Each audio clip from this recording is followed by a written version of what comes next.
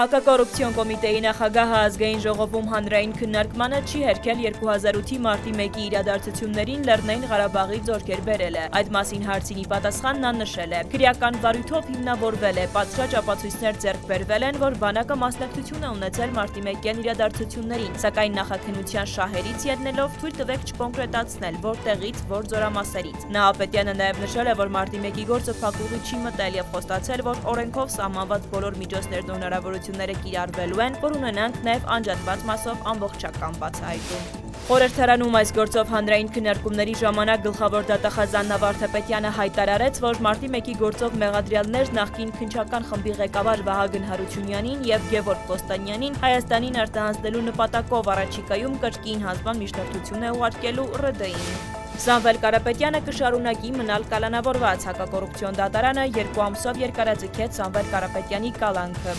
Գնում ենք 12 մետրանոց 45 տրոլեյբուս, որոնց կանխավճարը արդեն փոխանցել ենք, կմատակարարվեն հաջորդ տարի առաջին կիսամյակում։ Երևանի ավականունիստին հայտնեց քաղաքապետ Ավինյանը։ Ավտոբուսների հաջորդ ծրագիրը 250 հատ 18 մետրանոց ավտոբուսներն են։ Մեզ այդ մի խմբականակն է մնացել 1 լոտով գնելու։ 250 ավտոբուսների հարցը կառավարության ներդրումային կոմիտեի նիստում մինչև տարեվերջ քննարկվելու է։